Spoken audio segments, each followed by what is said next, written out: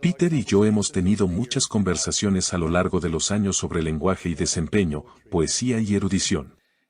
Y he pensado mucho en esto. También he notado que muchos lectores de estos libros que mencionó escribirán y se sentirán conmovidos, cambiados o evocados de alguna manera. Y querrán conocerme. A veces querrán volar a Houston. Y siempre digo que es una mala idea. Eso arruinará tu impresión de mí. Creo que hay una distinción entre la página y el atril, y espero no estar aquí para decepcionarlos. De lo que quiero hablar hoy es, en una palabra, lo imposible. Quiero sugerirles que lo que consideramos imposible no lo es en absoluto. Es simplemente una función de nuestro propio momento histórico y de lo que nuestra cultura nos ha programado para creer. Sobre cómo son realmente las cosas y qué es natural. En verdad, creo que la forma en que realmente son las cosas se nos escapa casi por completo. Y lo natural es en realidad lo sobrenatural, dos palabras. La pieza más importante del título es el espacio entre lo súper y lo natural. Quiero hablar de esto desde mi propia formación como historiador de las religiones. Me entrené a solo 6 millas al sur de aquí con Peter en la Universidad de Chicago. Me entrenaron para comparar cosas a través de fronteras culturales y temporales, en particular, fenómenos religiosos, y especialmente, fenómenos religiosos muy extraños y extremos. Siento cosas realmente extrañas en la historia de las religiones. Real en el sentido de que creo que estas cosas nos desafían a pensar de nuevo tanto sobre la conciencia como sobre el cosmos físico. Y extraño en el sentido de que no creo que estas cosas extrañas puedan encajar en ningún modelo religioso o científico. Creo que estas cosas están literalmente más allá de lo creíble y de lo razonable. También creo que hemos sido un poco deshonestos como cultura pública. Sobre el poder, la forma en que ha funcionado el poder en estas experiencias extremas. A menudo hemos recurrido a técnicas retóricas de desestimación, vergüenza y distracción. Y luego hemos confundido estas técnicas retóricas con explicaciones, y no son tal cosa. Una de las cosas que creo que hemos intentado descartar y distraernos son las extraordinarias expresiones de poder, y en particular, las experiencias religiosas extremas. Estoy pensando en cosas como experiencias cercanas a la muerte, experiencias psicodélicas, experiencias místicas. Los estudiosos de la religión saben desde hace mucho tiempo que tales experiencias a menudo implican encuentros con algún tipo de energía, fuerza o poder invisible en el entorno que se percibe como tan peligroso como sublime. Tan fantástico como terrible. No está del todo claro si este poder o fuerza es objetivo, algo ahí fuera, o subjetivo, algo aquí dentro. Quizás esta sea la razón por la cual los individuos que se acercan demasiado a tal energía o fuerza, por accidente o por práctica, comúnmente desarrollan poderes extraordinarios. Se vuelven empoderados por el poder, o se convierten en lo que han llegado a conocer. Sé que estoy hablando de manera demasiado abstracta. Así que déjame hablar personalmente. Permítanme hablar de una persona que conozco bastante bien, una mujer llamada Elizabeth Cron. Elizabeth vive en Houston, creció allí, tiene más o menos mi edad. Y hace poco más de 31 años, en 1988, ella asistía al sitio de arte, o al primer aniversario, de la muerte de su abuelo en su sinagoga judía, que se encuentra justo enfrente de mi universidad. Salió del coche con su pequeño de 2 años e inmediatamente fue alcanzada por un rayo.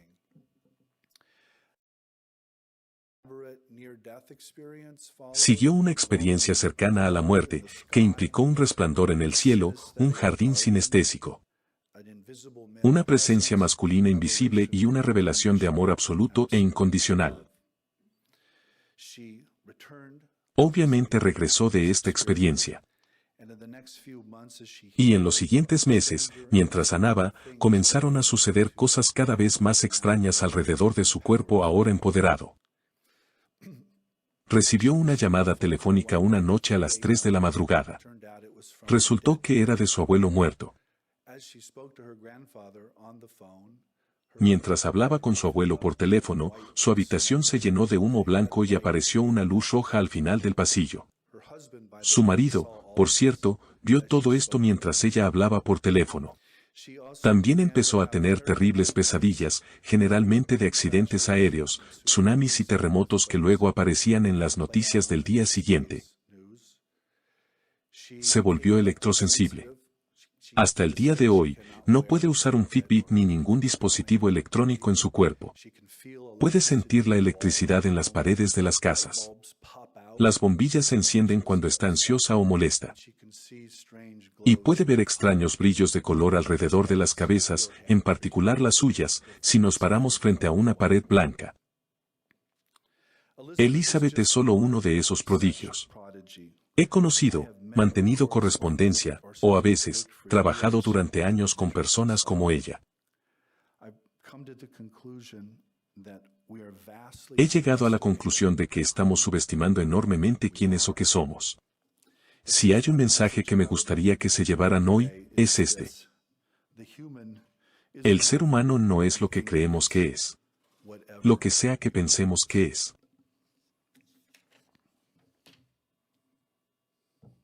Entonces, ¿cómo llegamos a pensar que somos tan pequeños? Quiero intentar responder a esta pregunta, o al menos empezar a responderla, invocando algo que llamo las 2 barras. Mi hermano, que hoy está aquí, fue saltador de altura.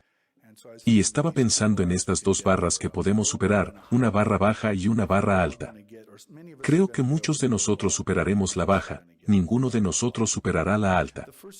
La primera barra se reduce a la cuestión de si tales experiencias ocurren. Por el bien de nuestra conversación y experimento mental, les pido que consideren la posibilidad de que, de hecho, sucedan, de manera muy similar a como los describen personas como Elizabeth. Sin embargo, tengan en cuenta que, para superar esta primera barra, todo lo que tienen que considerar es el hecho de que suceden. No tienes que decir ni creer nada sobre su origen, su naturaleza o lo que significan. Lo único que tienes que hacer es escuchar las historias y aceptar que estas cosas suceden. La segunda barra es mucho más difícil de superar. La segunda barra implica una pregunta sobre cuáles son estos eventos. ¿Cuál es su origen? ¿De dónde vienen? ¿Qué quieren decir? ¿A qué apuntan? Estas son esencialmente preguntas que intentaré sugerir sobre la relación entre la mente o la conciencia humana y la materia, incluida la materia del cerebro y el cuerpo. Una vez más, sé que estoy hablando en abstracciones. Permítanme 3 historias que creo que ilustran muy bien estas ideas. Primera historia, Samuel tuvo un sueño. Soñó con su hermano acostado en un ataúd de metal con el traje de Samuel. Había un ramo en el pecho de su hermano, un anillo de flores en su mayoría blancas con una sola flor roja en el medio. El sueño fue tan real y tan convincente que cuando Samuel despertó, se vistió para bajar a la funeraria a contemplar el cuerpo de su hermano. Hasta que se dio cuenta de que era solo un sueño. Excepto que no lo fue. 2 semanas después, su hermano Henry murió en un extraño accidente laboral. Cuando Samuel llegó a la funeraria, vio su sueño realizarse con perfecto detalle.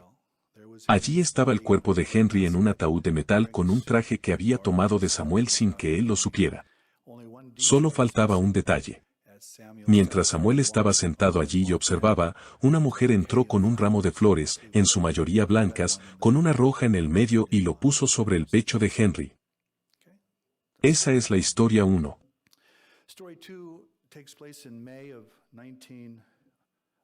Aquí está la imagen que se suponía que debía mostrarles.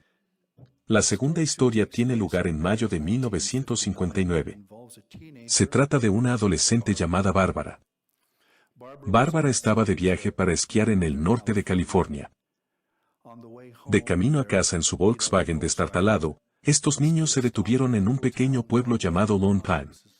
Esta es en realidad una foto de Lone Pine, creo que en algún momento de la década de 1950. Bárbara se levantó por la mañana. Tenía que orinar, claro, buscando un baño como haríamos todos. Y mientras caminaba por este pequeño pueblo, sucedió algo extraordinario. Estalló, estas son sus palabras, estalló en una llama viva. Todo cobró vida.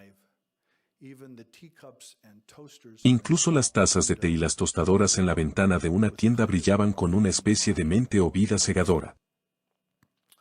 Entonces se la llevó. No podía decir exactamente qué la llevó.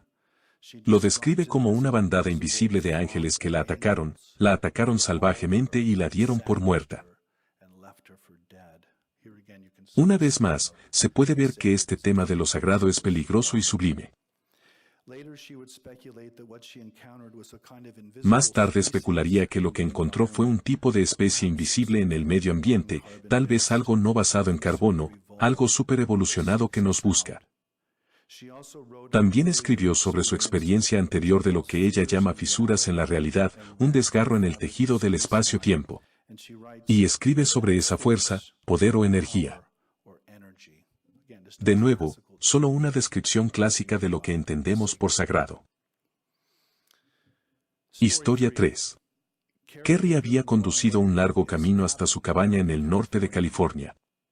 Llegó alrededor de medianoche y tuvo que orinar. Vaya coincidencia. Será mejor que deje de beber mi agua. Esta es la historia, en realidad esta es la clave de la historia, llega a su cabaña y tiene que orinar. La letrina está a unos 15 metros por este camino, desde su cabaña, así que toma su gran linterna negra y camina hacia la cabaña. Y ve algo que brilla. Y enfoca su linterna sobre este resplandor. Y no hay otra forma de decirlo. Lo que ve es un mapache resplandeciente. Peor aún, el mapache resplandeciente lo mira y le dice en perfecto inglés, «Buenas noches, doctor». Eso fue lo último que Kerry recordó. 6 horas más tarde, se encuentra caminando por un camino hacia su cabaña. El sol está saliendo. Su ropa está perfectamente seca, a pesar de que en esa parte de California es muy húmedo por las noches. Unas semanas más tarde, Kerry estaba en una librería de La Joya. Este libro acaba de salir, estamos en 1987.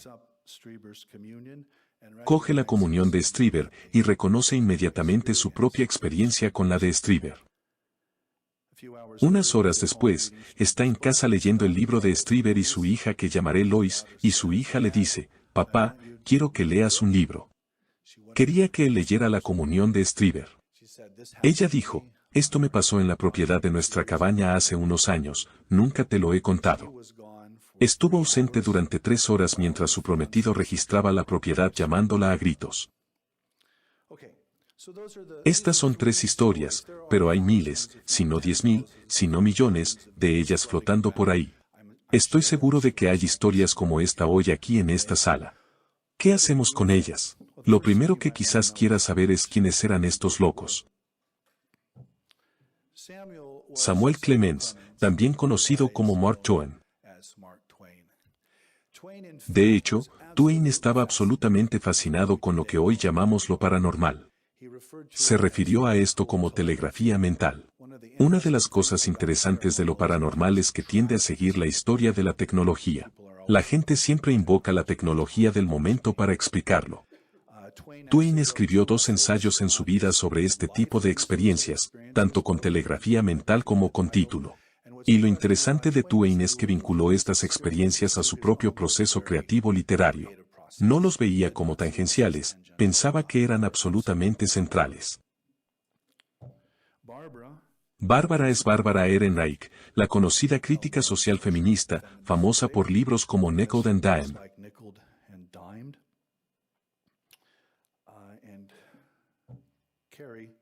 Y Kerry es Carrie Mullis, El biólogo que ganó el Premio Nobel de Genética en 1993 por inventar la reacción en cadena de la polimerasa, también llamada proceso PCR. Así que permítanme ser franco por un momento antes de seguir adelante y ser un poco más amable.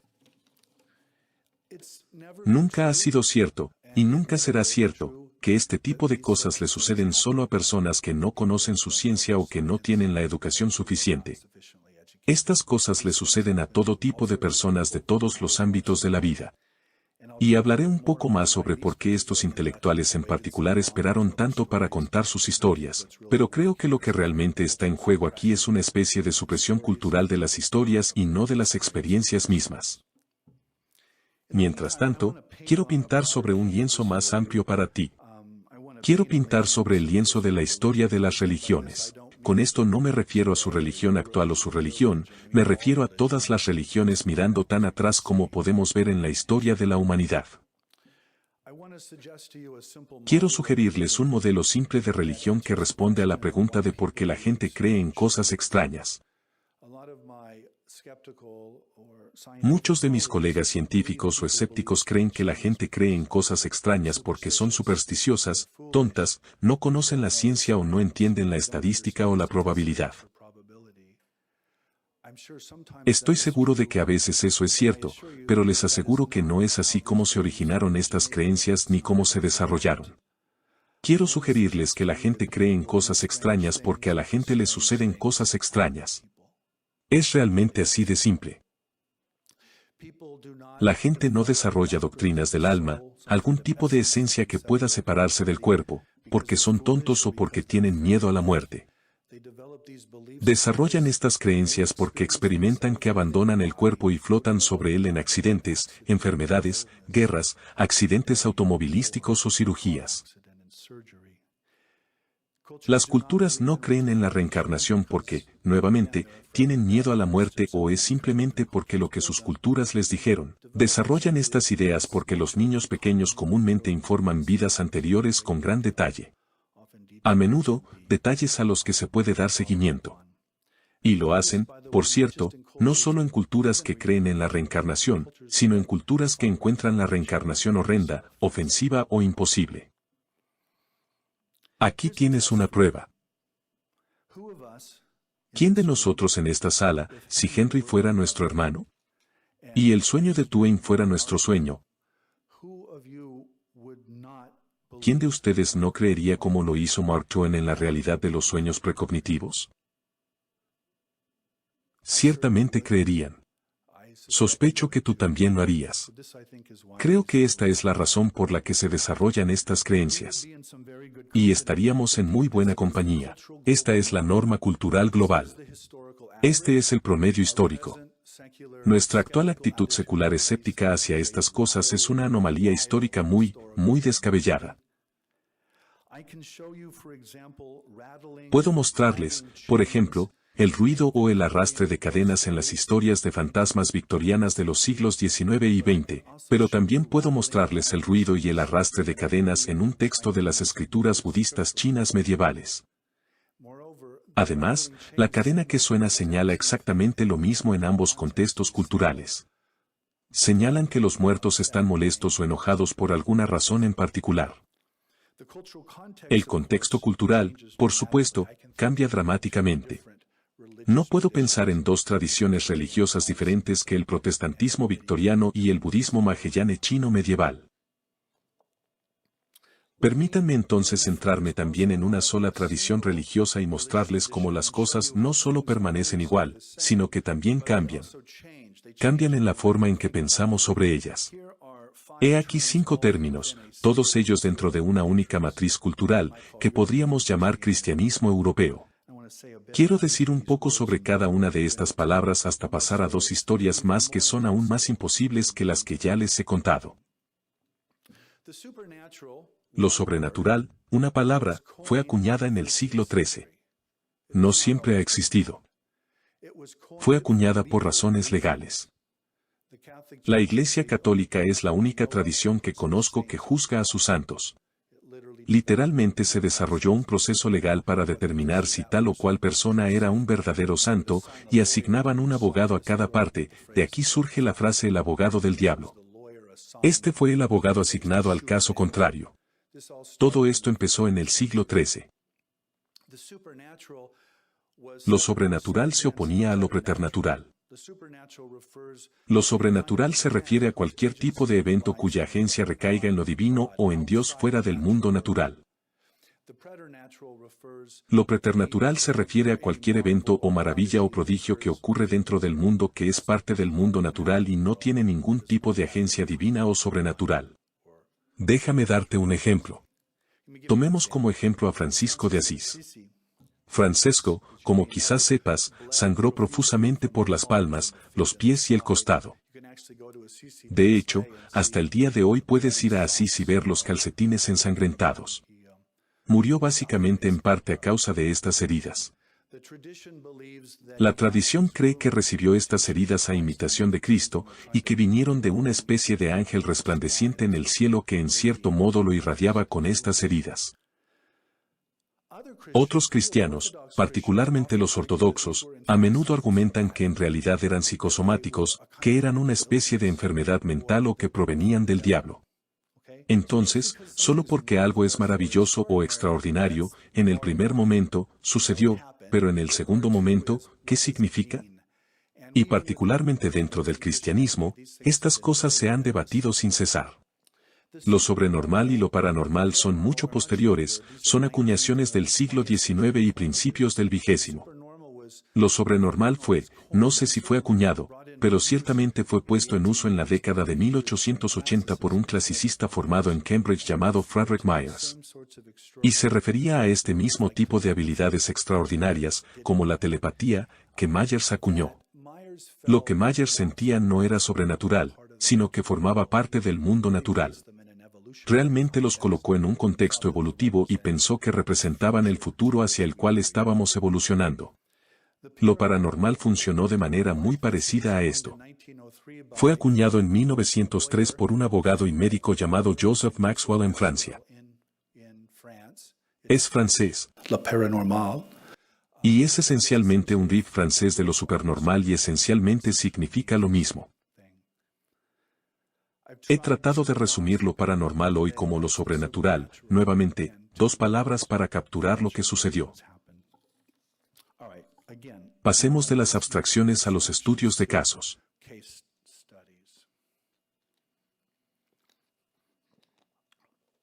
Si pensabas que estas historias anteriores eran raras, prepárate. Estos son completamente escandalosos. Te voy a contar 2 historias. Ambas tratan sobre la levitación humana. La levitación humana es realmente interesante. Si hablamos de un sueño precognitivo o la aparición de un ser querido muerto, la única persona que lo tiene es tú u otro ser querido. Nadie puede presenciarlo. No ocurre lo mismo con la levitación humana. La levitación es interesante y si sucede, que es nuestra primera barra, cualquiera puede verla. Si empiezo a flotar del suelo aquí, lo verás. No lo haré, pero si lo hiciera. Hay entre 100 y 150 casos de esto en los registros históricos. Lo creas o no, en realidad está muy bien atestiguado. Fácilmente nuestro caso más atestiguado es este hombre aquí, José de Cupertino, cuyas fechas son de 1603 a 1663. José creció en la pobreza más abyecta. Nació literalmente en un establo. Su madre huía de los cobradores, su padre se refugiaba en una iglesia de los mismos cobradores. Sus primeros 4 hermanos murieron todos en la infancia. Cuando José tenía 7 años, tenía un tumor enorme del tamaño de un melón en la espalda que lo dejó postrado en cama durante 5 años. Un ermitaño errante vino y le cortó el tumor con un cuchillo cauterizado cuando tenía 13 años, y finalmente se levantó de la cama. Sin embargo, cuando se levantó de la cama, todos sus amigos lo llamaban boca aperta, que en italiano significa boca abierta, porque simplemente miraba al cielo con la boca abierta.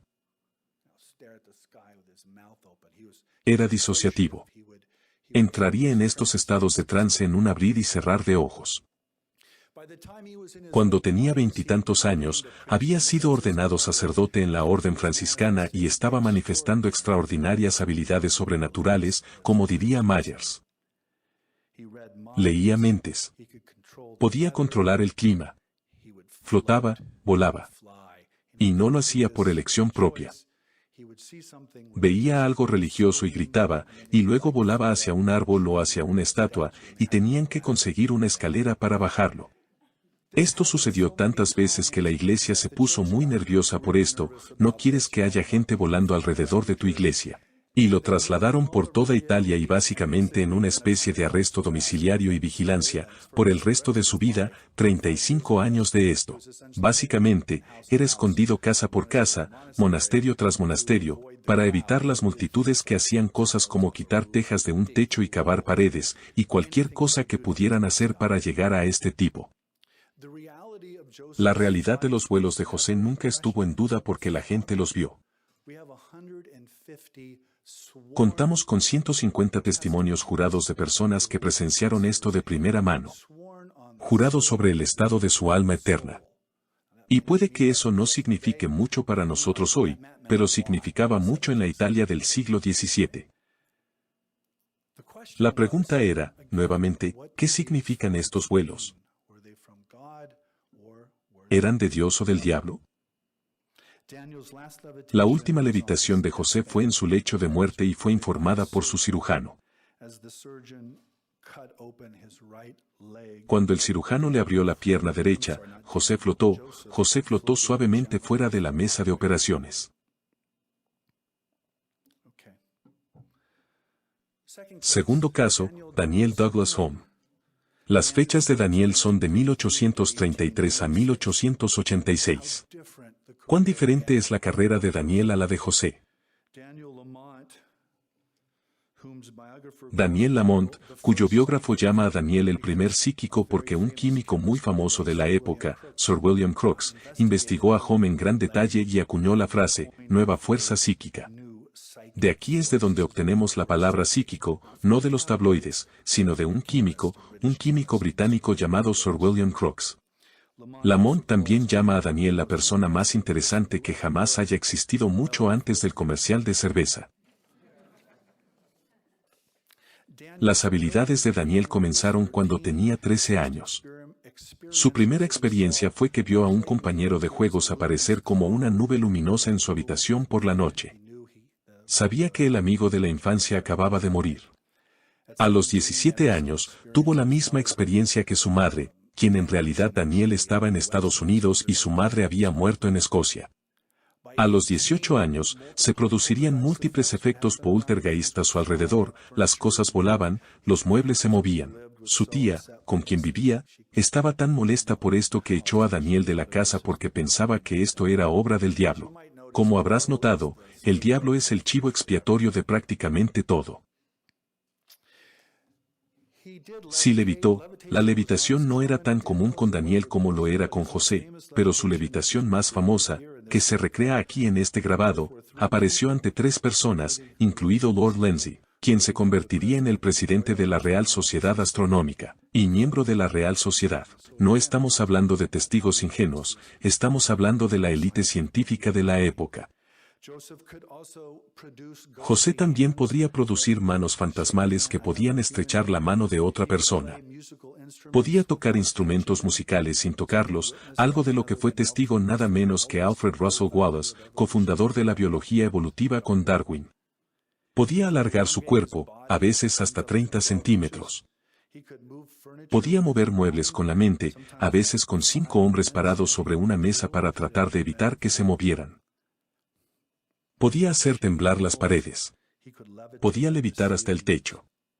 Eve Tyler, uno de los antropólogos de la religión de la época, escribió un ensayo titulado, ¿Es el señor D.D. Home un hombre lobo? Y el Papa lo llamó a Roma solo para expulsarlo de la ciudad por ser un hechicero. Entonces, ¿cuál es mi punto? Tengo 2 puntos. Mi primer punto es que los fenómenos paranormales son notablemente estables a través de periodos temporales y culturas. José se avergonzaba de sus gritos, vivía en santa pobreza y era sumamente piadoso. Daniel era un artista famoso, gozaba de prestigio y de cosas buenas, y el Papa lo expulsó de Roma.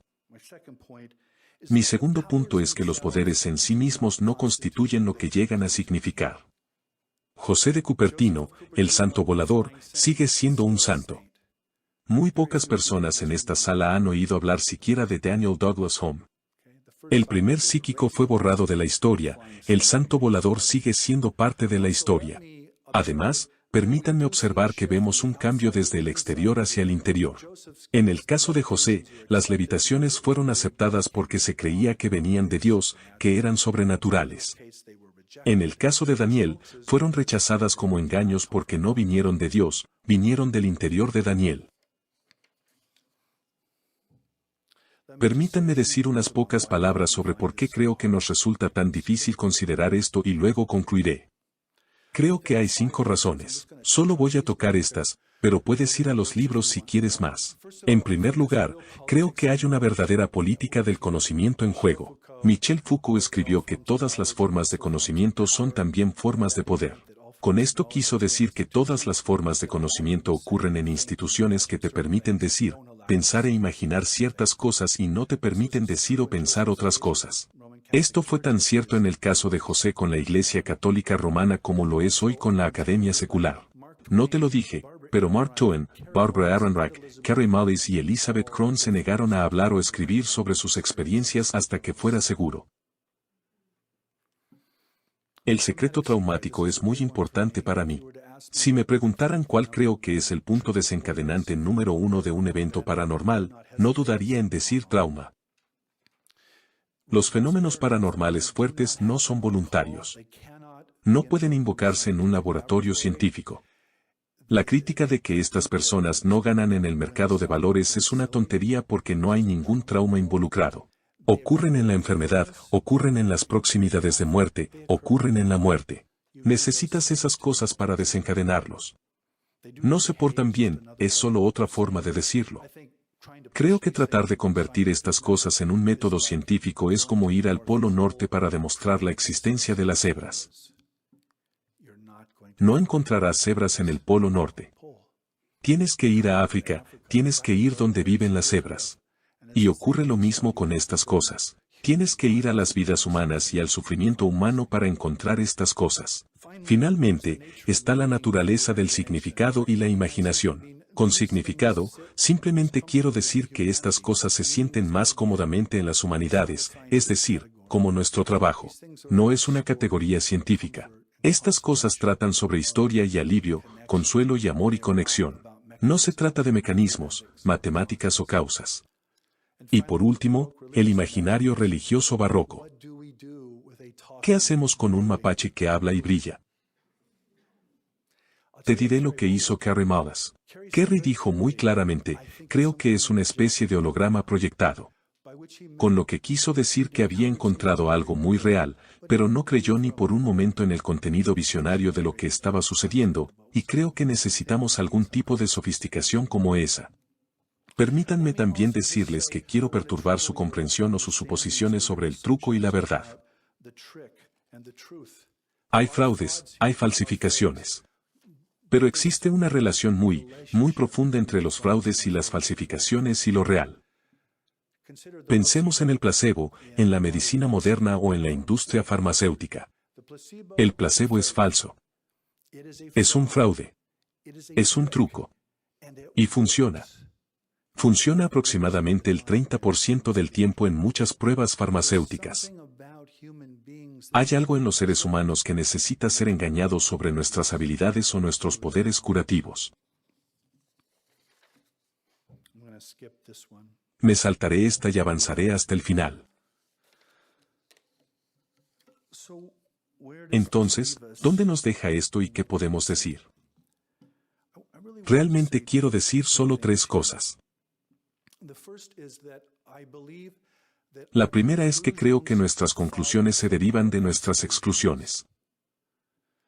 Y lo que quiero decir con esto es que la forma en que pensamos sobre lo humano, o la forma en que pensamos sobre nosotros mismos, es en gran medida una función de lo que nos negamos a mirar y de lo que ignoramos. Si recuperamos las cosas que hemos estado ignorando, llegaremos a conclusiones muy diferentes sobre qué es un ser humano y qué estamos haciendo aquí. El giro es un pequeño libro que escribí sobre científicos, ingenieros y profesionales médicos que comienzan con algún tipo de visión del mundo materialista convencional. Creen que todo lo que hay es materia. Hasta que tienen una de estas experiencias y luego dan un giro. Se dan cuenta de que la mente no es solo materia, sino que la materia también es mente. Que hay algo en la conciencia o la mente que es fundamental y no solo un producto del proceso cerebral.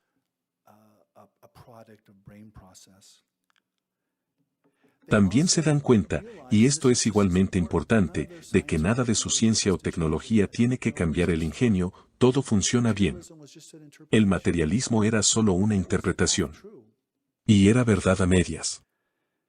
Creo que el futuro del conocimiento dependerá no solo del cambio, sino de algún tipo de integración de la mente y la materia, algún tipo de integración de la conciencia y el cosmos, algún tipo de integración del mundo material objetivo que estudian las ciencias y los mundos subjetivos de significado que estudian los humanistas.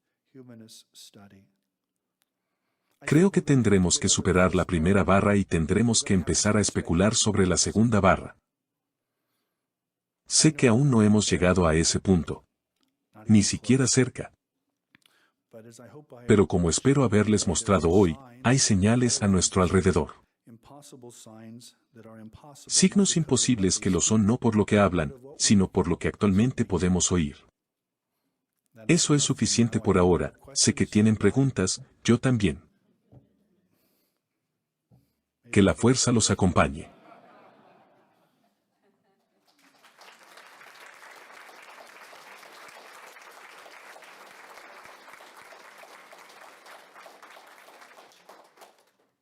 Creo que haremos una sesión de preguntas y respuestas, pero no voy a moderar. Me encantaría responder a sus preguntas. Eso supone que tengo respuestas. Puede que no y si no te lo diré.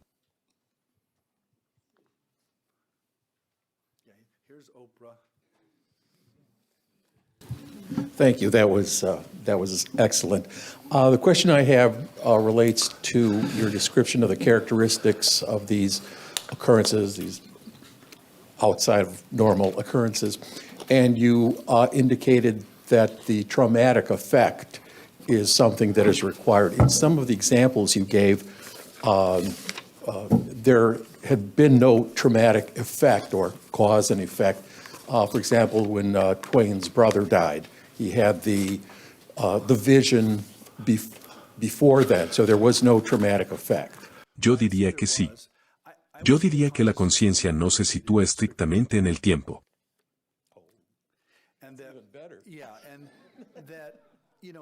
Y eso es lo que implica la precognición. Que tenemos acceso a información no en el presente ni en el pasado sino en el futuro, no sé de qué otra manera verlo. Y notar que para que esa información fluyera hacia atrás requirió un trauma muy severo. Requirió la muerte del hermano de Twain, Henry, quien por cierto murió en un accidente de caldera en un barco fluvial. No quería revelar todos los detalles porque sabrían quién fue, pero eso es lo que pasó. ¿Puedo decir una cosa más? Pensé que ibas a hablar de Daniel y no está claro si hay algún trauma en su caso. No estoy hablando de reglas o leyes. Estoy hablando de patrones realmente fuertes. Y creo que el trauma es un patrón extremadamente fuerte, pero nunca diría que es absolutamente necesario. Hay algunas personas, hay Michael Jordans del mundo paranormal, simplemente están increíblemente dotadas. Y no sabemos por qué. Las capacidades humanas no están distribuidas uniformemente. Cualesquiera que sean esas habilidades, no creo que sean diferentes. Yeah. In view of your work, would you speculate as to what you think causes is the second bar, the cause for these paranormal activities? Yeah. He escrito mucho sobre esa cuestión porque creo que necesitamos especular para llegar a alguna parte. Francamente, creo que todo se reduce a la naturaleza de la conciencia. Y el modelo con el que hemos estado trabajando, con la conciencia, es que es simplemente una especie de producción tangencial o epifenoménica del cerebro. Y cuando el cerebro se apaga, la conciencia se apaga como un destello. Sospecho que algo al revés es cierto. Esa conciencia precede al cerebro y al cuerpo, y el cerebro es el tipo de iPhone que puede traducir la señal a una persona. Pero, de hecho, no se encuentra en absoluto en el cerebro ni en el cuerpo.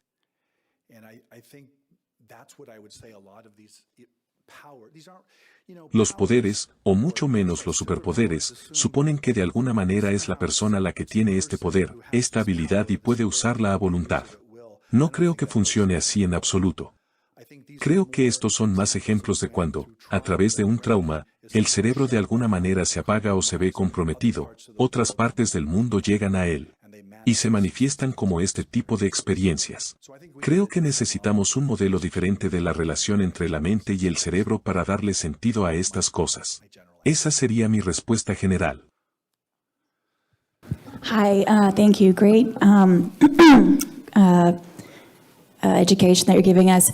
So, on the topic of the future of knowledge and the blending of the two, right, like the two sides, for widespread maybe acceptance of this, I wonder if like the concept of like, is this of benefit to mankind to accept this type of thing? Is there a benefit that would help ease the, blending of the two? Absolutely. Una de las cosas que hago cuando doy conferencias en universidades, generalmente es a otros humanistas y les digo, he descubierto el secreto de toda la verdad en las humanidades. Y les pregunto si quieren escucharlo. ¿Quieren oírlo? Aquí está el secreto. La verdad debe ser deprimente. Y todos se ríen, ustedes no son humanistas, pero se ríen histéricamente de eso porque saben que es verdad que si dicen algo deprimente, serán considerados inteligentes, o serán promovidos, o obtendrán un puesto permanente o lo que sea.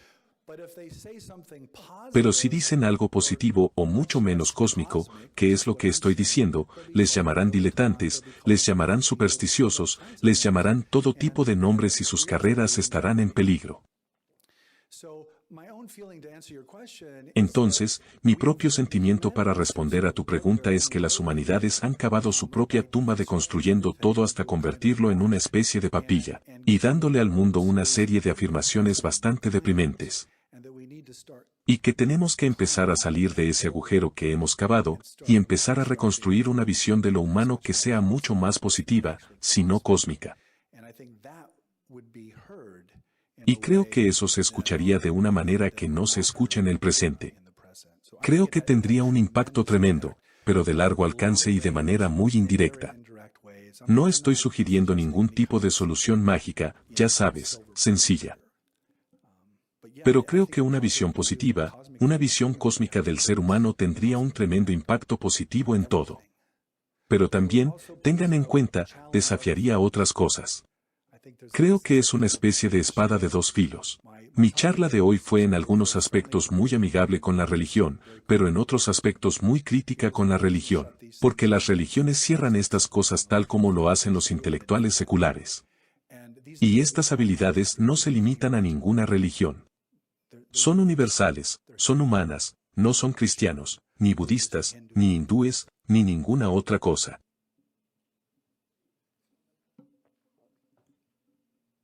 So to expand upon a point that you were making during the previous question about how these things function within the brain, do you think that... I don't think... No creo necesariamente que estén dentro del cerebro. Te fuiste hacia un modelo convencional. Okay. But do you think that people that haven't experienced these things or haven't experienced a trauma that would open them to these things, can we tap into it? Recibo mucho esa pregunta. Es una pregunta difícil, es una gran pregunta. Creo que muchas técnicas religiosas están esencialmente diseñadas para traumatizar a la persona de alguna manera. Meditar sobre Cristo crucificado, por ejemplo, meditar sobre un trauma. Tratar de cerrar todo pensamiento o toda imaginación y algún tipo de práctica zen es una especie de cerrar el cerebro. Creo que muchas prácticas están diseñadas para hacerlo de una manera más amigable y gentil. Pero sinceramente, creo que es muy difícil. Creo que en cierto sentido hay que tener experiencia para estar convencido de lo que estoy diciendo.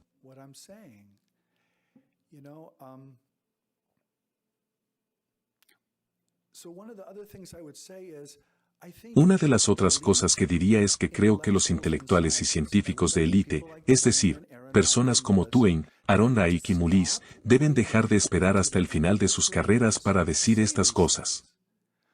La gente necesita salir de detrás de la cortina y empezar a hablar honestamente sobre esto.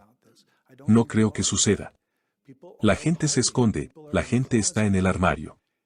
He dado conferencias sobre esto unas 50 o 60 veces en universidades de todo Estados Unidos y Europa, y la gente siempre me pregunta, ¿cómo maneja el rechazo? Y yo siempre digo, ¿qué rechazo? No recibo ningún rechazo. Los intelectuales saben que este es el caso, particularmente los antropólogos que han vivido en alguna otra cultura y les sucedió algo realmente extraño, pero están en el armario. Y entonces, cuando algún tonto como yo aparece y comienza a hablar abiertamente, dicen, así es como se hace. Así es como puedo hablar y no ser acusado de ser un tabloide o un diletante. Y creo que eso es lo que deberían estar haciendo los intelectuales y los poetas, forjando lenguajes para que las élites culturales puedan empezar a hablar de estas cosas en público. Y una vez que lo hagamos, autorizará a otras personas a dar un paso adelante y muy pronto tendremos una cultura diferente. Ese es el modelo. So I found the slide that you skipped over very visually interesting, and I wondered if you could say something about it very briefly. Sure. Because otherwise it's going to bother me all day. Sure. Era una referencia a William James, el gran filósofo y psicólogo que, por cierto, también era un ávido investigador de médiums y sesiones espiritistas. Y déjame usar eso, fui entrenado a 6 millas de aquí con Peter. Todos leemos variedades de experiencia religiosa de William James. Nadie nos dijo nunca que William James fuera un investigador psíquico. Nadie. Así que simplemente lo ignoramos y seguimos adelante. Lo que dijo James, dijo, solo se necesita un cuervo blanco para demostrar que no todos los cuervos son negros. Entonces, sí, hay muchos fraudes, hay muchas falsificaciones, pero demostrar que esto o aquello es falso o fraude realmente no dice nada sobre los casos genuinos o auténticos. Y para James, no había solo un cuervo blanco, había miles y miles de cuervos blancos volando alrededor. Los cuervos no son todos negros.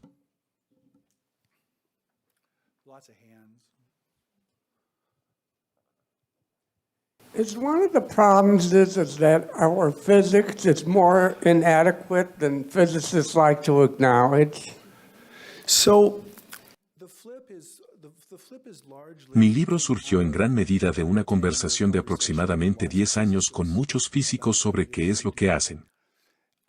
Los físicos me parecen fascinantes. Depende de los físicos, por supuesto, pero ciertamente los físicos con los que hablo son fascinantes por 2 razones. Por un lado, toda su profesión consiste en decirnos que la realidad no es lo que pensamos que es. Hay una especie de dimensión religiosa o espiritual inherente a lo que hacen. Si hablas con ellos lo suficiente, te darás cuenta de que la física no nos dice absolutamente nada sobre qué es la materia. Solo nos habla de lo que hace la materia. Pueden darnos fórmulas matemáticas para predecir el comportamiento de la materia con muchos puntos decimales, y es algo muy hermoso. Pero te dirán que no tenemos idea de qué es la materia. Esa cuestión metafísica está completamente más allá de la física. Así, cuando un físico empieza a decirnos qué es la materia, podemos estar seguros de que se ha alejado de la física propiamente dicha y ahora está especulando, lo cual está bien. Y si presionas a estos físicos aún más, al menos con aquellos con los que hablo, lo que realmente piensan es de alguna manera esto. Las matemáticas también son de alguna manera una expresión de algún tipo de mente. Realmente concluyen en una especie de panpsiquismo, como lo llamamos, una posición en la que todo tiene una mentalidad de alguna manera. Y por ellos me refiero solo a aquellos con los que he estado hablando. Hay muchos físicos que dirían que toda esta charla es una locura y no escuchan a un profesor de religión sobre nada. Ese es el movimiento del poder, ese es Foucault. Yeah, hi. I just wanted to ask a question. You kind of addressed it. You said, if more intellectuals and academics could actually talk about their experiences, then this would be more open. And how I want to unpack that is that there is scientific research, and there's a ton. I've read a few places, like there's a book by Dean Radin on real magic. And good research will just be rejected from a journal. And I read elsewhere that Ryan's work, the research on parapsychology has more statistical validity than the stuff that supports the use of aspirin. Right. So I just wanted you to comment on why you think this is such a potent psychological or social psychological thing in the academy. Conozco a Dean Radin, conozco a esos parapsicólogos. Admiro profundamente lo que hacen. Existe una verdadera división en la conversación entre lo que llaman investigación cuantitativa y cualitativa. Y el consenso general es que el material cuantitativo, que es de lo que estás hablando, el material de laboratorio, producirá resultados significativos, pero es un significado matemático muy, muy pequeño que realmente no se puede ver. Donde lo cualitativo, que son las historias que les he contado, simplemente explota en el mundo natural y pueden verlo con sus ojos o pueden tener el sueño. Como historiador, no voy a pretender ser un científico de laboratorio o un parapsicólogo.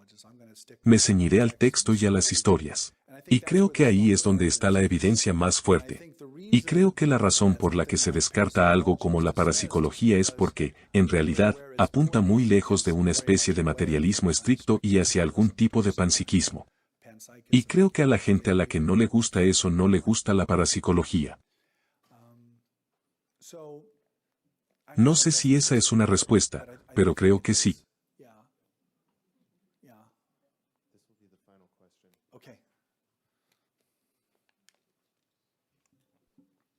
Been in a large room, much larger, almost as big as the big hall today, where an evangelical speaker then asked us all to stand and sing a particular song that everyone knew, because these were people from all over the world. And then he said, and just let your voice raise and speak in tongues. And it was quite extraordinary to have everyone speaking in tongues. And I have always wondered about that. When you said maybe there would be a religious thing with the body of Christ, I assume that would be an explanation for why you could get a whole room to be speaking in tongues. Not the same tongue, not their own tongues they'd never heard of before. Have you looked at that at all? Todavía no. Hay una antropología de la glosolalia, que es como se llama hablar en lenguas. Y sabemos que los humanos sí lo hacen. Hay muchas teorías al respecto.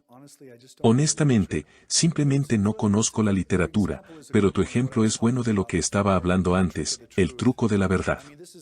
Mucha gente ha comentado que las sesiones del siglo XIX, lo que hacían las sesiones cuando bajas las luces y sientas a la gente alrededor de una mesa, es que liberan a las personas de tener que ser responsables de sus propios poderes.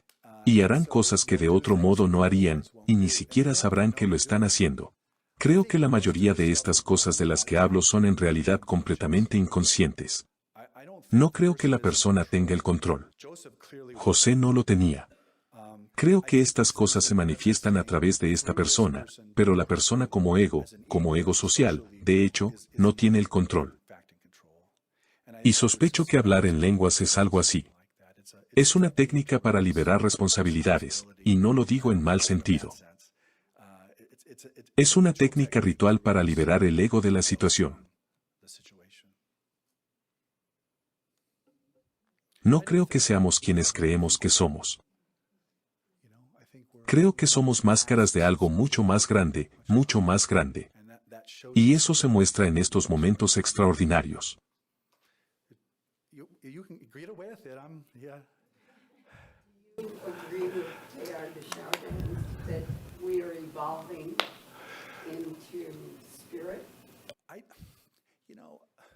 Ciertamente es lo que pensó Myers. Frederick Myers, el clasicista de Cambridge que acuñó la telepatía, creía que estas eran señales de nuestra futura evolución.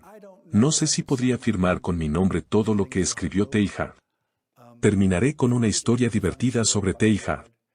Teilhard de Chardin, para aquellos que no lo sepan, fue un paleontólogo francés que escribió mucho sobre la evolución y la espiritualidad católica. Y realmente lo vinculó con la evolución, la reproducción, la procreación y todo. Y cuando estaba en el seminario a principios de los años 80, le pregunté al director de la librería, que era monje, sobre Teilhard. Por cierto, todos sus libros estuvieron prohibidos hasta su muerte. Y luego le dejaron publicarlos. Me dijo que cuando vendíamos sus libros en los años 60 y 70, era como si antes vendieran pornografía en las farmacias. Los guardábamos debajo del mostrador y los entregábamos en bolsas de papel.